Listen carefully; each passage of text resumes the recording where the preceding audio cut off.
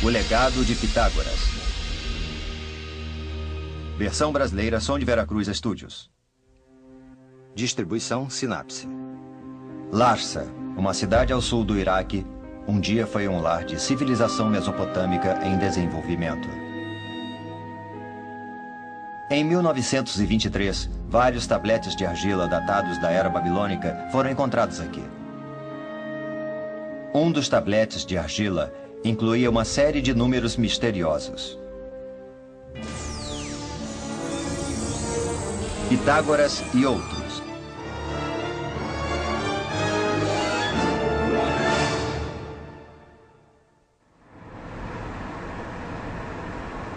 Nossa busca por esse tablete de argila nos trouxe a Manhattan, no coração da cidade de Nova York.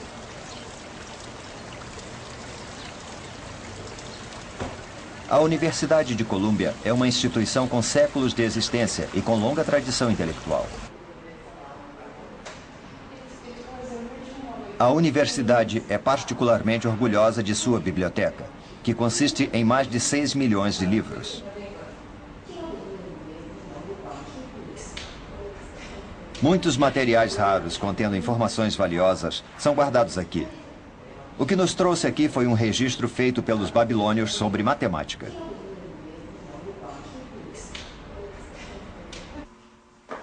Ele é chamado de Plimpton 322, por causa de George Plimpton, que um dia foi dono de uma coleção de itens raros.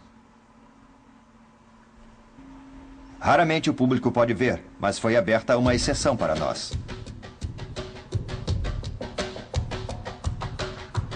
Ele foi criado há 3.700 anos pelos babilônios. Não é sabido ao certo onde esse tablete foi encontrado.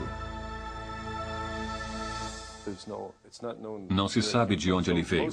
A maior parte dos tabletes babilônicos foram trazidos por pessoas que os roubaram de algum lugar. Não se sabe de onde veio o Plimpton 322. É de algum lugar ao sul do Iraque. Mas, mais que isso, não se sabe.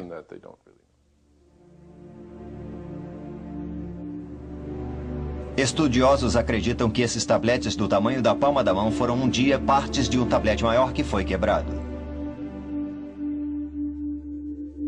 O tablete tem 4 colunas com números escritos no antigo sistema de escrita conhecido como cuneiforme. Quando essa pedra foi encontrada, estudiosos acharam que podia ser uma pedra mantida por um mercador. O tablete foi descoberto em 1923 por Edgar Banks, um arqueólogo e negociante de antigas relíquias. Foram necessárias 2 décadas para que finalmente se entendesse seu conteúdo. Que segredos guardam esses números?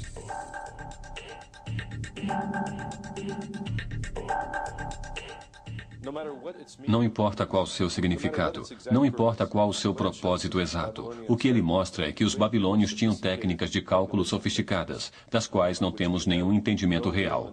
Em outras palavras, há uma parte escondida da matemática babilônica. Não fazemos ideia do que um matemático na Babilônia diria a outro quando não estava escrevendo algo em seus tabletes. É uma tela em branco, por assim dizer. É um mistério. O Plimpton 322 é muito sofisticado, não importa qual o seu propósito. Ele mostra que eles sabiam muito mais do que imaginamos que eles soubessem. Foram Otto Nussbauer e seu aluno, Abraham Sachs, que interpretaram a ordem e o significado desses números.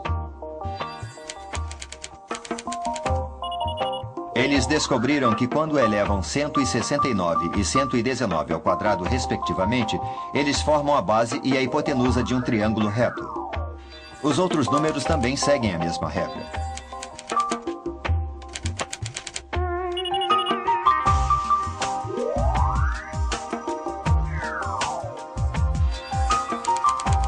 No Plimpton 322 estão escritos os comprimentos dos catetos de 15 diferentes triângulos retângulos. Eles são os triângulos retângulos que vemos no Teorema de Pitágoras.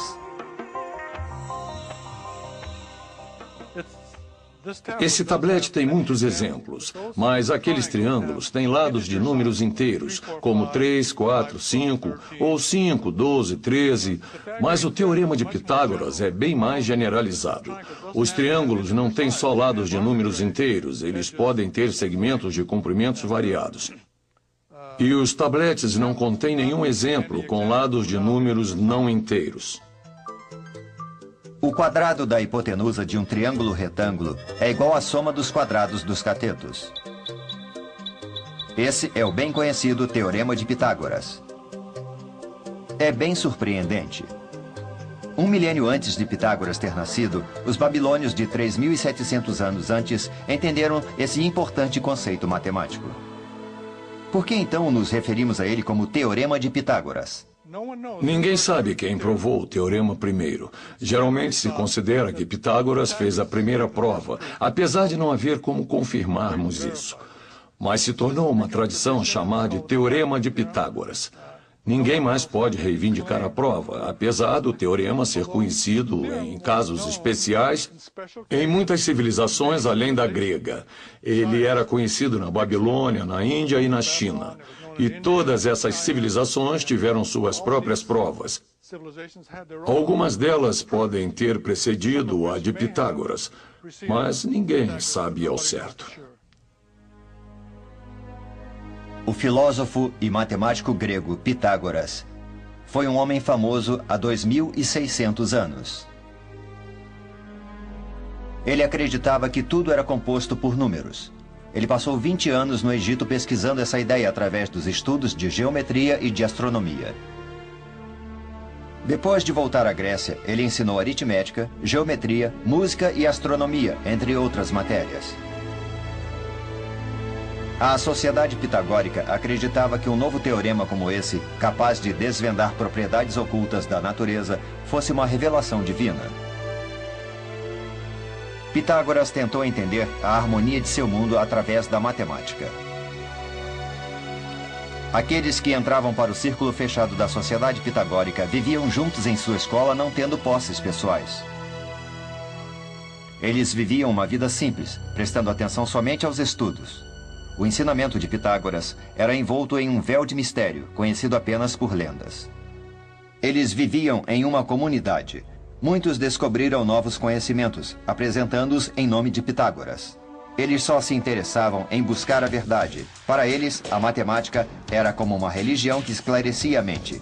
Eles conheceram muitas características especiais dos números que estudavam. A sociedade pitagórica dividia os números em pares e ímpares, se referindo aos ímpares como masculinos e pares como femininos. Eles desenvolveram figuras para expressar números e as relações entre eles. Através de meticulosas buscas, eles descobriram pela primeira vez o chamado número perfeito. Um número perfeito é um número natural em que a soma de seus divisores, excluindo o mesmo, é igual ao próprio número. Eles acreditavam que o número perfeito fosse a chave para a ordem básica do universo. Séculos depois, Santo Agostinho diria que os céus e a terra levaram 6 dias para serem criados, porque 6 é um número perfeito. A sociedade pitagórica achava que os elementos não eram a base do mundo, mas a relação entre esses elementos formavam a base de todo o mundo. Eles acreditavam que a harmonia era muito importante. Pitágoras foi um dos primeiros a usar termos como harmonia e cosmos. Ele também deu nome à filosofia. Ele disse que a relação entre os elementos era feita na harmonia e que ela regia os números e a música. Ele via uma relação entre todos eles. Ele achava que os números expressavam a harmonia e, subsequentemente, explicavam todas as coisas. As histórias sobre Pitágoras são quase míticas, cobertas por mistérios ao longo do tempo. Ele olhava o padrão do piso de mármore no templo e descobria a profunda ordem dos triângulos retângulos. É o Teorema de Pitágoras que diz que o quadrado da hipotenusa de um triângulo retângulo é igual à soma dos quadrados dos catetos. De acordo com esse teorema, se um triângulo tem catetos menores de 3 e 4, então a hipotenusa deve ser de 5.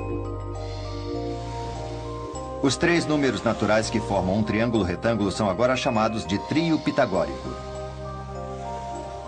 De acordo com a lenda, Pitágoras fez uma oferta de 100 cabeças de gado aos deuses depois que fez essa descoberta. Seu teorema era lindo e perfeito.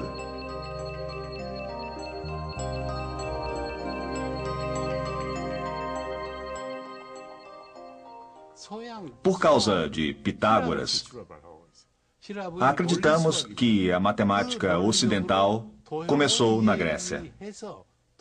A lógica estava no centro da matemática grega. Eles usaram a lógica para provar coisas com figuras e foi assim que consolidaram o seu conhecimento do mundo. Muitas pessoas sabiam dessas coisas por experiência própria. As pessoas sabiam pela vivência que os lados de um triângulo eram 3, 4 e 5. Mas ele provou em um teorema que A ao quadrado mais B ao quadrado é igual a C ao quadrado. Isso se aplica em todos os casos de um triângulo retângulo. E foi com esse conhecimento que ele sintetizou muitas informações. A matemática dos triângulos retângulos, junto com o teorema de Pitágoras, formou a base da geometria da Grécia Antiga e até a base de sua civilização. Os templos gregos eram lindos e maravilhosos, construções que revelavam sutilmente a geometria que eles amavam. Esse imenso anfiteatro foi criado de acordo com o equilíbrio adequado e a razão harmoniosa. É incrivelmente bonito porque a razão dá um senso de estabilidade a ele. Um tijolo que parece não intencional esconde um segredo, enquanto um pilar esconde uma verdade matemática. Entre eles, podemos encontrar uma proporção áurea, que os antigos gregos chamavam de razão mais perfeita e mais harmoniosa. Para chegar a ela, você divide os lados de um quadrado em quadrados iguais e põe um quarto de círculo dentro de um deles. Daí você produz um ponto na linha base. Ela tem a razão de 1.618:1, que é conhecida como a proporção áurea. O piso e as laterais do Partenon têm retângulos que seguem a proporção áurea. Na famosa Vênus de Milo, você pode ver uma proporção áurea que é considerada a mais estável e bela.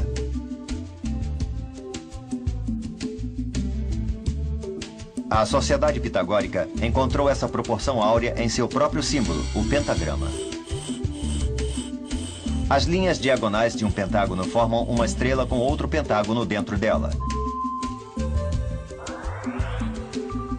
Todas as linhas na estrela seguem a proporção áurea.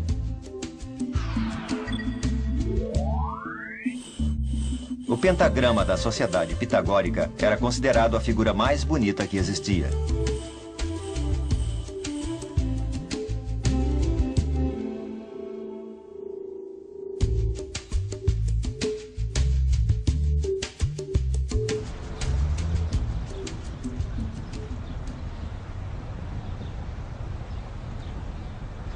O teorema de Pitágoras esteve oculto na lenda, mas ficou finalmente conhecido no mundo 3 séculos depois da morte de Pitágoras na Alexandria, no Egito. A Alexandria, cidade portuária ao sul do Mediterrâneo, era um grande centro de comércio da época. 2.300 anos atrás, Alexandre o Grande conquistou esse lugar e ordenou que uma nova cidade fosse construída aqui. Seu plano era tornar Alexandria o centro de todo o conhecimento do mundo. Aqui, eles construíram a Torre do Farol da Alexandria, a maior do mundo na época. Apesar do farol ter desaparecido, ele ainda é considerado uma das 7 maravilhas do mundo antigo, junto com as pirâmides do Egito. Um observatório no topo dava vista para o vasto Mediterrâneo, de onde as pessoas podiam vê-lo a quilômetros de distância. A luz do farol podia ser vista de 43 quilômetros dentro do mar. O farol era um guia para navios no Mediterrâneo. Ele também pode ter atraído estudiosos com livros a bordo de suas embarcações, adicionando conhecimento ao depósito de informações da Alexandria. O conhecimento de todo mundo se acumulava na biblioteca da Alexandria. 2.300 anos atrás, a biblioteca da Alexandria era a maior do mundo. Ela continha até um museu. 4 séculos depois, no entanto, ela foi incendiada durante a Guerra Civil. Em 2002, a Unesco e o governo do Egito reabriram uma nova biblioteca para trazer de volta a glória da antiga.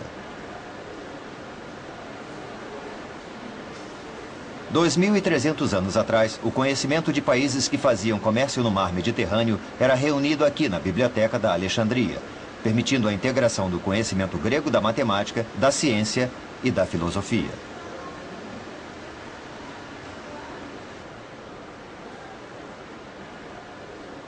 A antiga biblioteca era o coração da cidade portuária da Alexandria.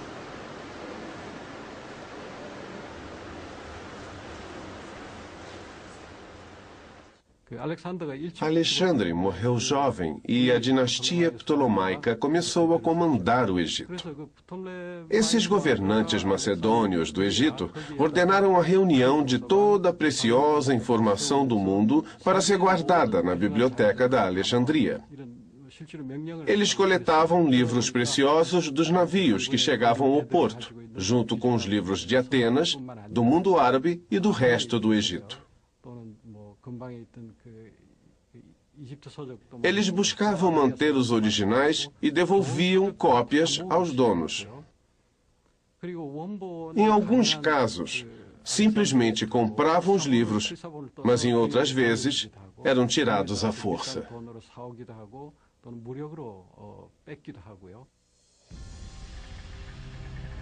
Produzimos uma imagem por computação gráfica de como a biblioteca deveria ser há 2.300 anos. Esse foi o primeiro centro de pesquisas do mundo. Vários grandes estudiosos se reuniam aqui para discutir seus estudos e para adquirir conhecimento.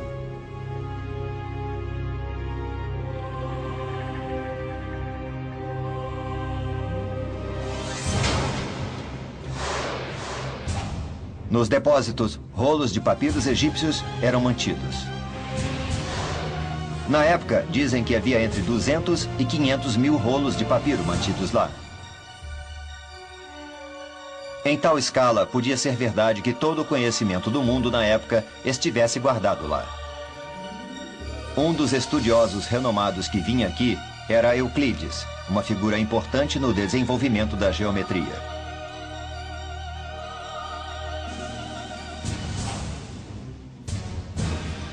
O original da geometria de Euclides, o principal texto matemático da época, era mantido aqui.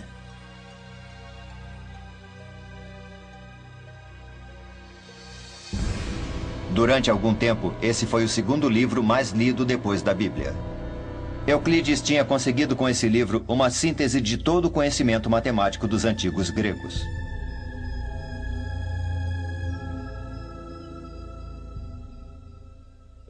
Em Euclides, ele começa com declarações muito elementares. No final, ele está falando sobre coisas muito complicadas que não são óbvias intuitivamente, mas por causa da argumentação, sabe-se que são verdadeiras. É uma estrutura bonita e interessante, na verdade.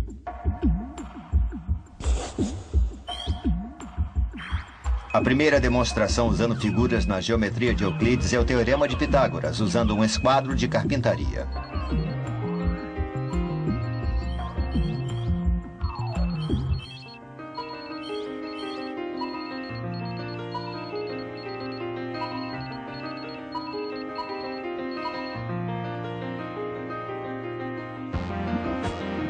Há várias formas de se provar o Teorema de Pitágoras. Uma delas é usando a razão de dois triângulos semelhantes. O método algébrico é a segunda. A terceira é o método geométrico, a comparação dos tamanhos. Nos últimos 2 milênios, houve mais de 300 demonstrações do Teorema de Pitágoras. Não foram só matemáticos que provaram o teorema.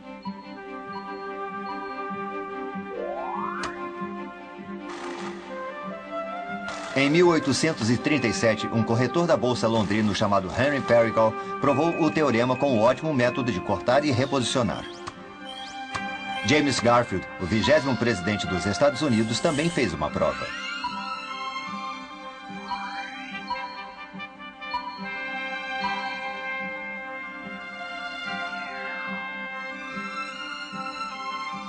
Por que tantas pessoas nos últimos milhares de anos provaram esse teorema de tantas maneiras diferentes?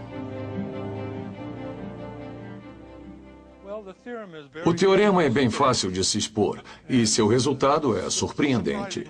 O fato de, em qualquer triângulo retângulo, a soma dos quadrados dos catetos ser igual ao quadrado da hipotenusa. Então, por ser tão simples de se entender, não é surpresa que muitas pessoas queiram saber como prová-lo. Na matemática, as provas são o caminho que os viajantes perseguem para chegar ao seu destino. Pessoas com o mesmo destino podem tomar caminhos diferentes. Mas há uma condição. O processo de chegada na prova deve ser claro e lógico. Sem provas, as pessoas não acreditam em nada. Os humanos separam o certo do errado, mas o certo deve ter bases nas quais se possa acreditar. As bases são as provas. Como a justiça mantém uma nação, as provas fornecem as bases para a matemática. As provas tornam a matemática bela e tornam a vida do matemático significativa. Pitágoras um dia descobriu algo que não queria descobrir. Na época, as pessoas só usavam números naturais, os números inteiros positivos como 1, 2 ou 3. Ou usavam frações, que são a razão entre dois números naturais. Na sociedade pitagórica, acreditava-se que qualquer número podia ser expressado como a razão de dois números naturais. Mas eles descobriram que a diagonal de um quadrado com lados de comprimento iguais a 1 não pode ser expressada como uma fração, baseada em um número inteiro. O comprimento dessa diagonal era um radical que começava com 1.414 e com dígitos infinitos e marcava a descoberta dos números irracionais. Essa descoberta não intencional causou um pouco de confusão. Eles acreditavam que todas as verdades do mundo podiam ser explicadas por números, mas esses números irracionais sacudiram o núcleo de sua fé. Sua existência deixou Pitágoras profundamente perplexo. Ele os chamava de Alagon, que significa algo que não se pode dizer. Os números irracionais se tornaram segredos que os seguidores de Pitágoras deveriam levar para o túmulo.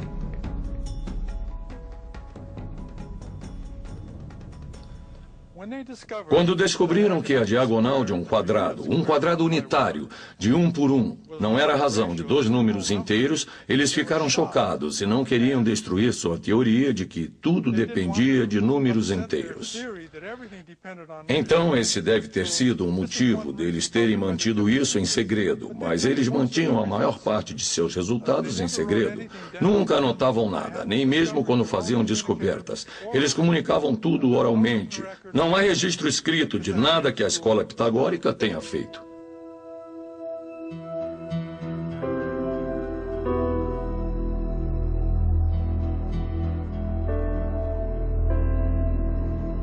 Mas nenhum segredo pode ser mantido para sempre. Para Hipaso, um estudioso pitagórico, foi uma descoberta surpreendente saber de números que não eram formados por números naturais definidos. Graças a ele, o segredo não foi guardado. De acordo com a lenda, Hipaso quebrou as regras da sociedade secreta de Pitágoras e revelou a outros a existência dos números irracionais. Ele era como um câncer que ameaçava aquela sociedade. Se a verdade desses números irracionais inexplicáveis fosse conhecida pelo mundo, eles temiam que isso pudesse destruir a base da sociedade pitagórica e sua crença de que os números eram a realidade máxima.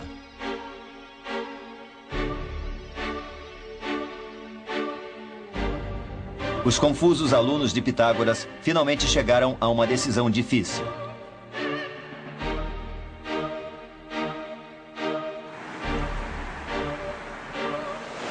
No dia seguinte, antes que todos acordassem, os alunos foram para o mar com Hipaso.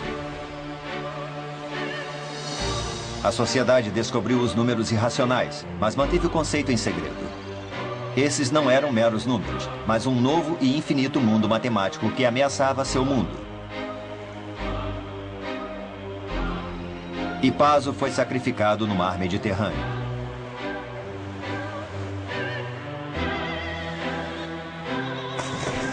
E assim, a descoberta pitagórica dos números irracionais ficou perdida na história, pelo menos por um tempo.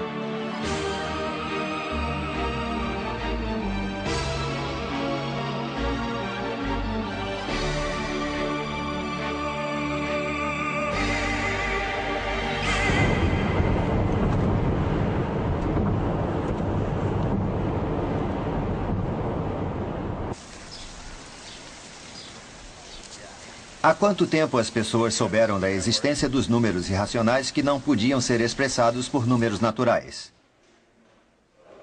A Universidade de Yale, de 300 anos, tem a segunda maior biblioteca universitária do mundo, uma vasta coleção de 12 milhões de livros. Um famoso volume aqui é a Bíblia de Gutenberg, a primeira Bíblia a ser impressa. Nessa biblioteca, onde se pode ver livros raros do mundo e outros materiais anteriores a eles, é possível encontrar algo que conta a história da matemática.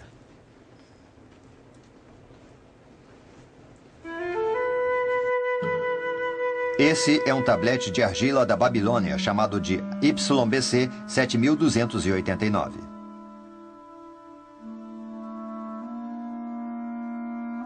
O professor Christopher Ananostakis estuda a antiga matemática através dos tabletes de argila babilônicos. Surpreendentemente, os números cuneiformes e desenhos do tablete de argila são sobre um triângulo retângulo.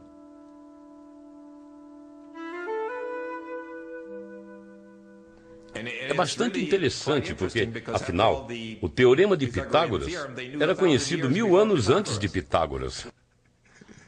Eles eram gênios, eu acho. Eles eram muito bons. E nós ainda os admiramos.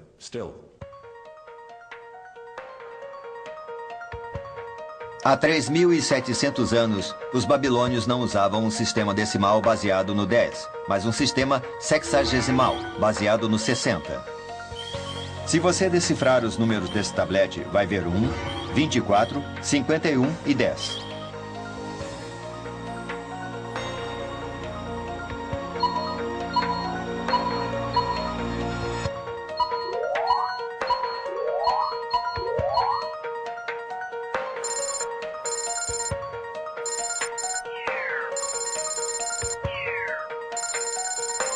Quando troca esses números para o sistema decimal, tem um número que se inicia com 1.4142, um número irracional infinito. Ele é mais conhecido hoje como a raiz quadrada de 2. Os babilônios conheciam o número irracional da raiz quadrada de 2, também chamado de radical 2, há 3.700 anos. Se pegarmos 1.414 e depois elevar ao quadrado, você tem 1.9994, que é bem próximo de 2. O quadrado de 2 não pode ser escrito como fração. Em outras palavras, não há uma fração p sobre q que elevado ao quadrado p sobre q ao quadrado seja igual a 2. E isso era sabido pelos antigos gregos. Então você não pode escrever como simples fração e tem que usar aproximações. É isso que é um número irracional. Ele não tem razões simples de inteiros para inteiros.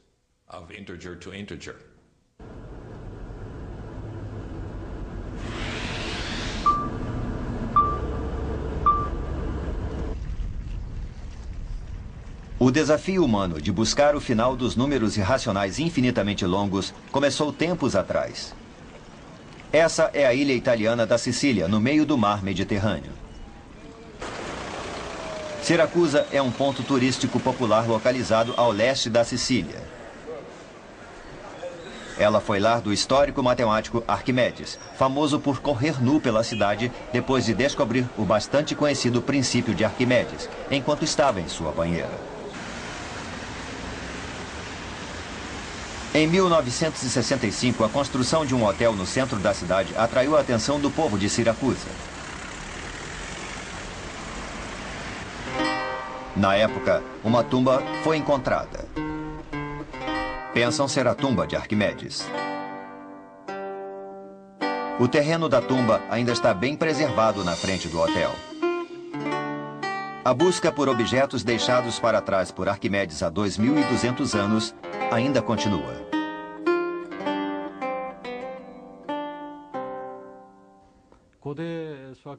Há muitos matemáticos famosos de tempos antigos, mas Arquimedes era particularmente conhecido por aplicar a matemática ao mundo real. Sua filosofia do conhecimento prático foi levada para outras gerações, incluindo grandes pensadores como Leonardo da Vinci e Isaac Newton. Eles entenderam os elementos e o espírito da matemática.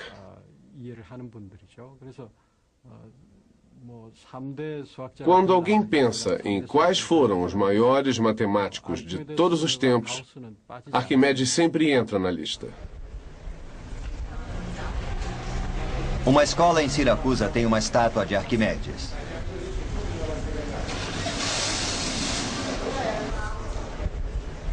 Ele foi um grande técnico que descobriu o princípio da alavanca.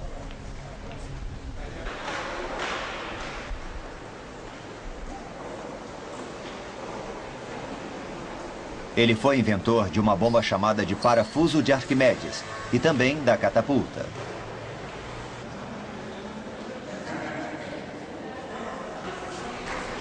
A motivação por trás dessas criações era seu interesse na matemática. Quando Siracusa estava sob o domínio das tropas romanas, ele demonstrou seu talento como inventor.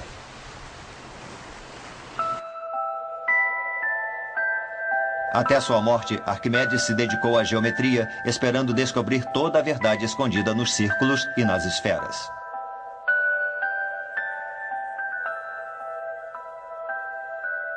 Onde quer que fosse, ele tentava levar seus estudos adiante, mesmo desenhando figuras no chão. Para Arquimedes, o círculo era a coisa mais perfeita e mais bonita de ser vista.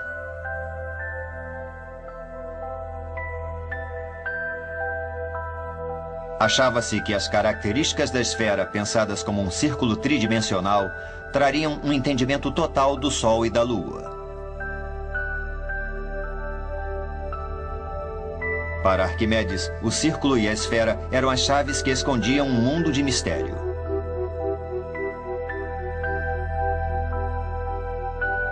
Então, um dia, quando Arquimedes estava medindo a circunferência de um círculo, ele descobriu uma característica importante comum a todos os círculos.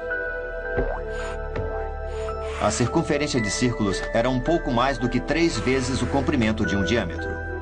Mais precisamente, a razão era de 3,14, um número que conhecemos como π. Para as pessoas daquele tempo, o π era um conhecimento útil para medir o quanto uma carruagem tinha se movido ou a quantidade de madeira necessária para uma construção. Arquimedes queria determinar o valor exato de π. Para determinar com precisão, ele começou com um hexágono e depois desenhou uma série de polígonos cujos centros eram os mesmos do círculo. Quando chegou aos polígonos com 96 lados, ele descobriu que π era mais do que 3,14 e menos que 3,142, porque o círculo era maior que o perímetro do polígono inscrito dentro dele, mas era menor que o perímetro do polígono ao redor do círculo.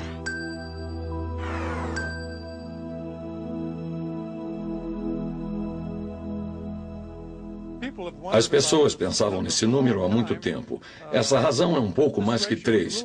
3,14, 15 e daí por diante. E é natural que as pessoas digam, que número é esse?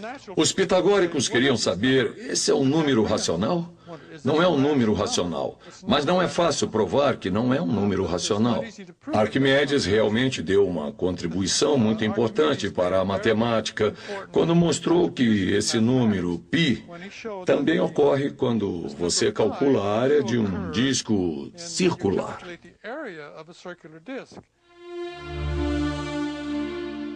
O conceito de infinito era uma chave para abrir esse novo mundo. E o primeiro caminho para esse mundo foi encontrado no triângulo retângulo. Durante milhares de anos, o teorema de Pitágoras foi considerado uma verdade imutável. A diferença mais importante entre a matemática grega e a matemática anterior era a ideia de que você tem que provar os teoremas. E a ideia de que, se começar com algumas suposições, que são chamadas de axiomas, então, apenas usando a lógica e as regras básicas da matemática, você cria mais e mais teoremas. Essa, eu acho, é a grande invenção grega.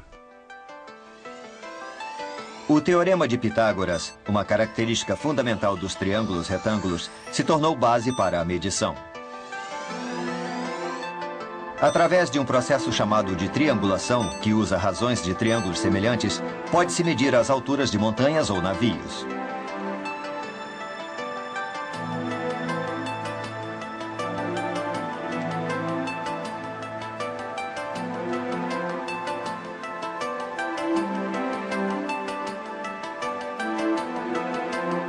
O Teorema de Pitágoras é um conceito relacionado a uma figura bidimensional, mas é usado para medir a distância entre pontos em um espaço tridimensional.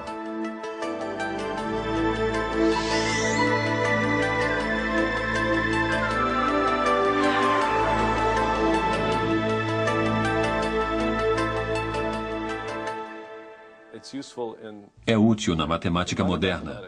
É a base de quase todos os cálculos na geometria de natureza prática. Então, na moderna matemática, nós coordenamos sistemas. Temos um eixo X vindo por aqui e um eixo Y indo por aqui. E você tem que saber qual a distância entre dois pontos. E para calcular essa distância, você tem que saber o Teorema de Pitágoras. Esse é o cálculo básico em toda a geometria na computação gráfica. Assim que você começa a criar programas e fazer gráficos, você tem que usar o Teorema. Então, é a base da qual depende toda a geometria analítica.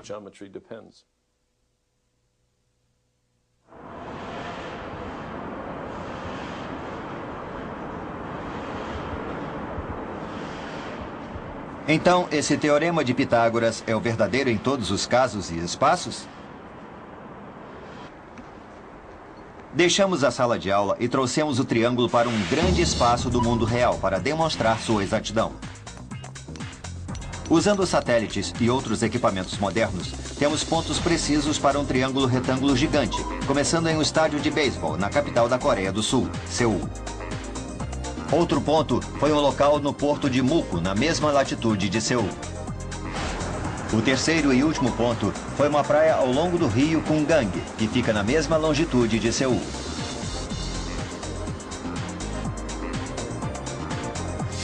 Começando no estádio de beisebol em Seul, criamos um imenso triângulo retângulo.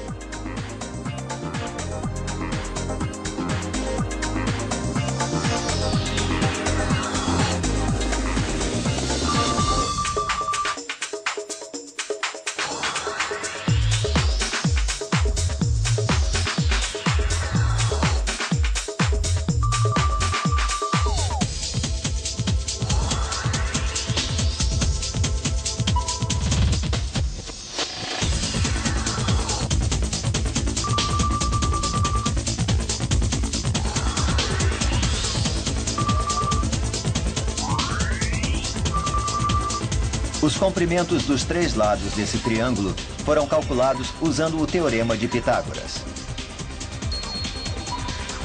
De acordo com o teorema, o quadrado da hipotenusa desse triângulo retângulo deve ser igual à soma dos quadrados dos catetos.